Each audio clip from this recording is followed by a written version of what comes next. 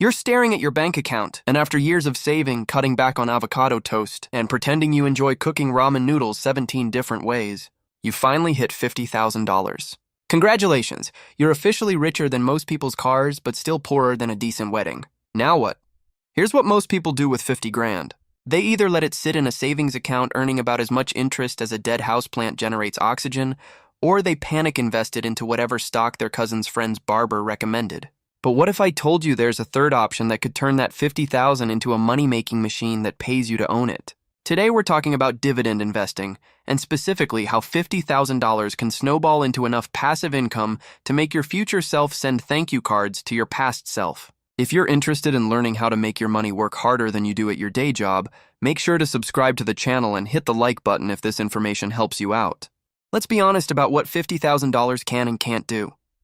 It's not going to buy you a Lamborghini unless you're shopping for a very small, very broken Lamborghini.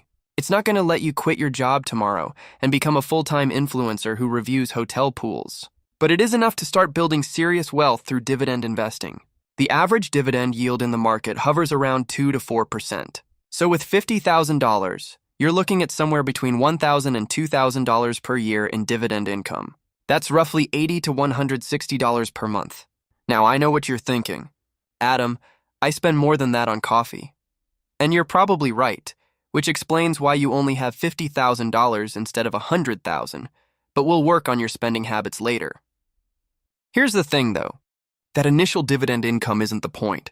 It's like judging a baby's potential by how much they can bench press. Sure, right now your dividend portfolio can't even pay for your Netflix subscription, but give it time to grow up, and it might surprise you. The real magic happens when you reinvest those dividends. Every quarter, instead of taking that money and spending it on something you'll forget about in a week, you use it to buy more dividend-paying stocks. More stocks means more dividends. More dividends means more money to buy more stocks. It's like compound interest, but with more personality and better quarterly reports. Think about it this way. If you can achieve a 7% annual return through a combination of dividend yield and dividend growth, your $50,000 doubles to $100,000 in about 10 years. Not exactly get-rich-quick territory, but definitely get-rich-eventually territory. And unlike your gym membership, this is something you'll actually stick with because it pays you instead of charging you monthly fees. Now let's talk strategy. Because throwing $50,000 at random dividend stocks is like playing darts blindfolded. Sure, you might hit the bullseye, but you're more likely to hit the wall, the floor, or that guy standing too close to the dartboard who really should have known better. The dividend growth investor's playbook is surprisingly simple. You're looking for companies that not only pay dividends, but increase those dividends every year. These are the overachievers of the stock market. The straight-A students who also play 3 sports and somehow still have time to volunteer at the animal shelter. You know the type, and yes, they're just as annoying in corporate form as they were in high school. But here's why you want these corporate overachievers in your portfolio. A company that has increased its dividend for 25 consecutive years is called a dividend aristocrat. That's not just a fancy title, it's like a financial pedigree. These companies have survived recessions, market crashes, and probably several boy band reunions. They're the financial equivalent of cockroaches, except instead of surviving nuclear disasters, they survive economic disasters and reward you with quarterly payments. The beauty of dividend growth investing is that it fights inflation for you. While your salary might stay the same for 3 years because your boss thinks cost of living adjustments are a myth like unicorns or profitable restaurants, your dividend income keeps growing. A company that increases its dividend by 5% annually will double your income from that stock in about 14 years, assuming you reinvest those dividends. Let's do some math that won't put you to sleep. Say you invest your $50,000 in a diversified portfolio of dividend growth stocks with an average yield of 3%, and average annual dividend growth of 6%. Year 1, you collect $1,500 in dividends. Not life-changing, but it's $1,500 more than your savings account was paying you. But here's where it gets interesting. You reinvest those dividends, so now you own more shares. Year 2, you collect more dividends because you own more shares, and those dividends are higher because the companies increase their payouts. It's like a financial snowball rolling downhill, except instead of getting bigger and more dangerous, it gets bigger and more profitable. By year 10, if you've consistently reinvested your dividends and maybe added a little more money each year, your annual dividend income could be approaching $5,000. By year 20, you could be looking at $15,000 or more in annual dividend income. That's real money that can supplement your retirement, pay for vacations, or fund your inevitable midlife crisis sports car purchase. Let's be brutally honest about the first 5 years of dividend investing. They're about as exciting as watching paint dry, except the paint is your bank account and it's drying very, very slowly. This is what I like to call the "is this thing even working?" phase of dividend investing. You'll check your portfolio balance obsessively, like a teenager checking their phone for text messages that aren't coming. You'll calculate your monthly dividend income, realize it's less than what you spend on gas, and wonder if you should have just bought lottery tickets instead. Spoiler alert, you shouldn't have, but the thought will cross your mind anyway. In year 1, your $50,000 portfolio might generate around $1,500 in dividends. That's $125 per month. Congratulations, you can now afford to eat out at Applebee's once a month without feeling guilty about it. Your friends will mock your boring investment strategy while they chase the latest meme stock or cryptocurrency that promises to make them millionaires by Thursday. But here's what they don't understand about the slow grind. Every quarter, you're collecting those dividends and reinvesting them. It's like planting seeds, except instead of waiting for tomatoes, you're waiting for money trees. And unlike actual gardening, you can't kill these investments by forgetting to water them. By year 3, something interesting starts happening. Your quarterly dividend payments are getting noticeably larger, not because you've discovered some secret investing hack, but because compound growth is finally showing up to the party. It's fashionably late, like that friend who always arrives after everyone else has already ordered appetizers, but it's here now and it's ready to work. Year 5 is when you start to feel like maybe, just maybe, this whole dividend investing thing isn't completely insane. Your annual dividend income might have grown to $3,000 or more, assuming you've been reinvesting and maybe adding a little extra money each year. That's $250 per month. Still not quit your job money, but it's starting to feel real. The psychological shift that happens around year 5 is crucial. You stop checking your portfolio every day like a nervous parent watching their kid's first soccer game. You start to understand that boring is beautiful, that consistency beats excitement, and that slow and steady actually does win the race, despite what every action movie has taught you about the benefits of dramatic last-minute heroics. Now let's talk about the secret sauce that makes dividend investing work: compound growth and dividend reinvestment plans, or DRIPs. DRIP sounds like something you'd need to fix with duct tape, but it's actually one of the most powerful wealth-building tools available to regular people who don't have trust funds or rich uncles. Here's how DRIP works. Instead of receiving your dividend payments as cash that you'll inevitably spend on something you don't need, like a third streaming service or artisanal ice cubes, the money automatically gets reinvested to buy more shares of the same stock.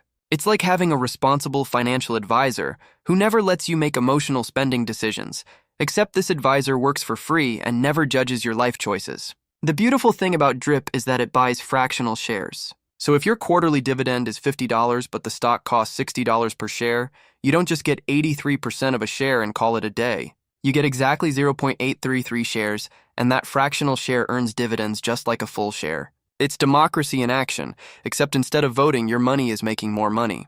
Let's break down the math with a real example. Say you own 100 shares of a stock that costs $50 per share and pays a 4% annual dividend. That's $2,000 per share times 4%, which equals $200 in annual dividends, paid quarterly as $50.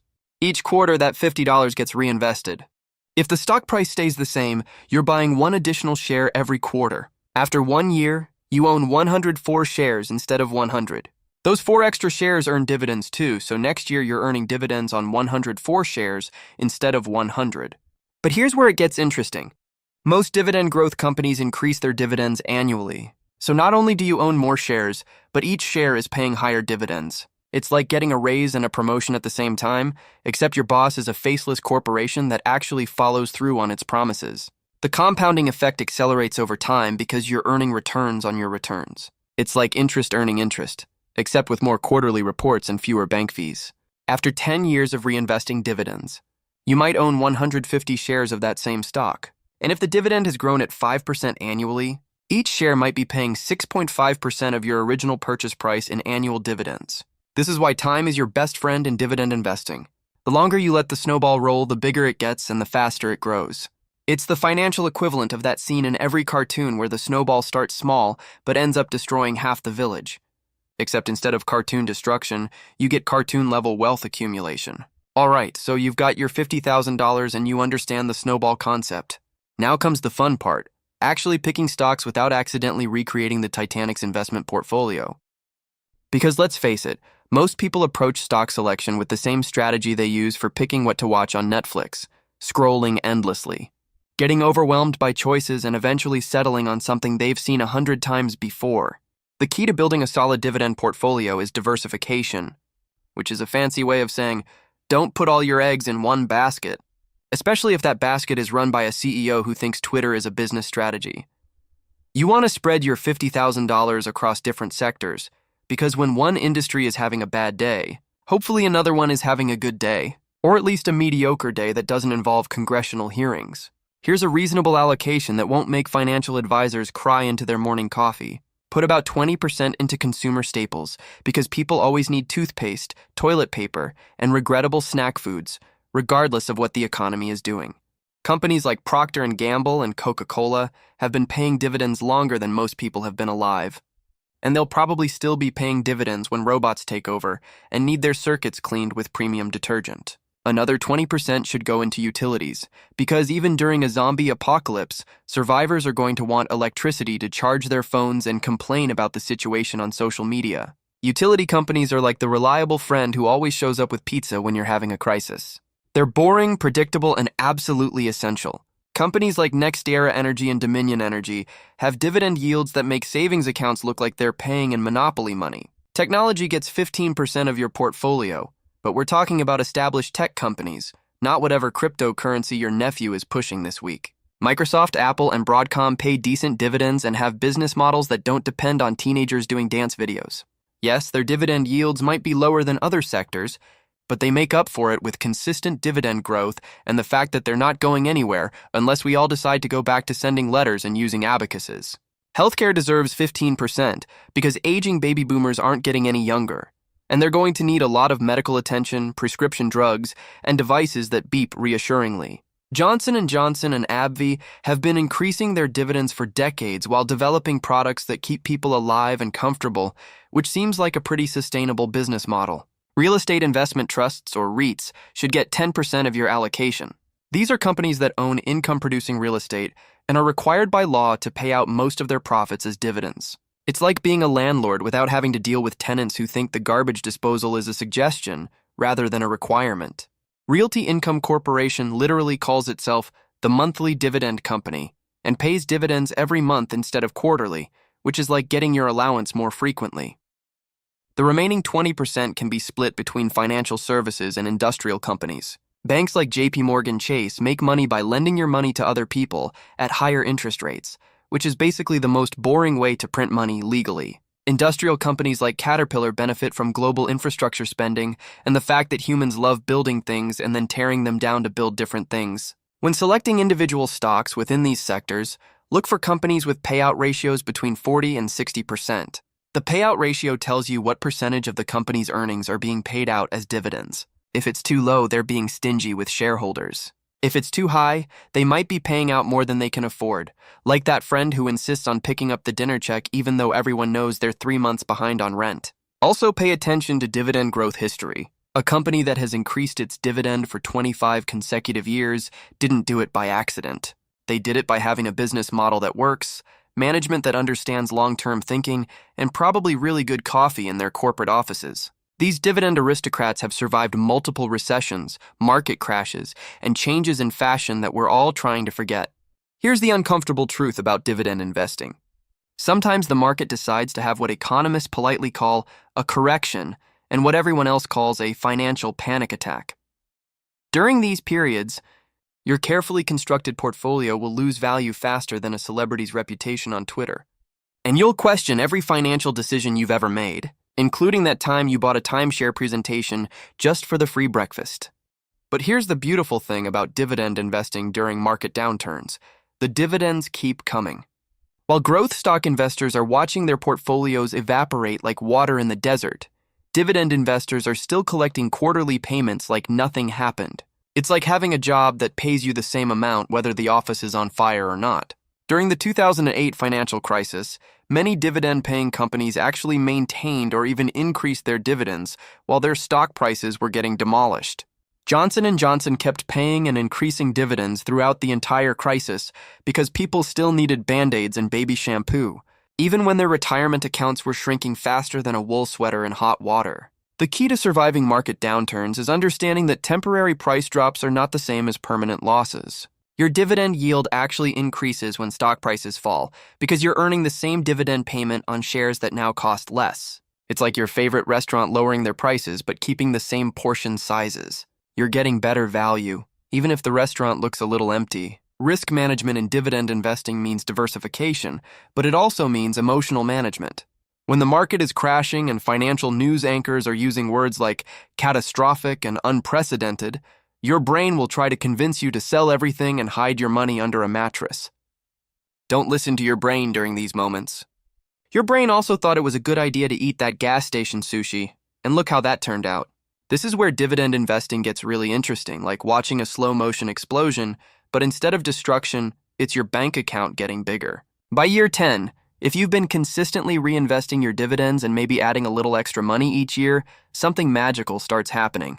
Your dividend income begins to feel less like pocket change and more like actual money that could pay for actual things. Let's say you started with $50,000 and managed to achieve a 7% annual return through dividend reinvestment and growth. By year 10, your portfolio could be worth around $100,000, and your annual dividend income might have grown to $4,000 or $5,000. That's real money that could cover a nice vacation, a few months of groceries, or that home improvement project you've been putting off since the Obama administration. But here's where it gets really exciting. Years 10 through 20 are when compound growth stops being polite and starts getting aggressive. Your dividend payments are now large enough that when they get reinvested, they're buying meaningful amounts of additional shares. It's like your money finally hit puberty and started growing at an alarming rate that makes you simultaneously proud and slightly concerned. By year 15, your annual dividend income could easily be approaching $10,000 or more. That's enough to make a real difference in your lifestyle. Maybe you can finally upgrade from the car that makes suspicious noises to one that only makes suspicious noises occasionally. Maybe you can stop pretending you enjoy cooking every single meal and actually eat out somewhere that doesn't have a drive-through window. The psychological shift that happens during this phase is profound. You start to realize that financial independence isn't just something that happens to other people or trust fund babies. It's actually achievable through patience, consistency, and the magic of letting corporations pay you to own small pieces of them. It's like discovering you've been carrying a winning lottery ticket in your wallet for 15 years, except instead of luck, it was just basic math working in your favor. Year 20 is when things get really interesting. If you've been adding money to your portfolio along the way and reinvesting dividends consistently, your annual dividend income could be approaching $20,000 or more. That's enough to cover a significant portion of your living expenses, especially if you're the type of person who doesn't need a different luxury handbag for every day of the week. This is what financial advisors call the crossover point, and what I like to call the holy grail of not having to pretend you care about your boss's weekend stories. It's when your investment income starts to approach your living expenses, and you begin to realize that working for money is optional rather than mandatory. The beautiful thing about reaching this phase is that your dividend income continues to grow even if you stop adding new money to your portfolio. Those dividend-paying companies keep increasing their payouts annually, and your reinvested dividends keep buying more shares that earn more dividends. It's like having a money tree that keeps growing bigger and producing more fruit, except instead of fruit, it produces quarterly payments that you can actually spend, and if you want to expand those payments to $10,000 a month, watch this next video.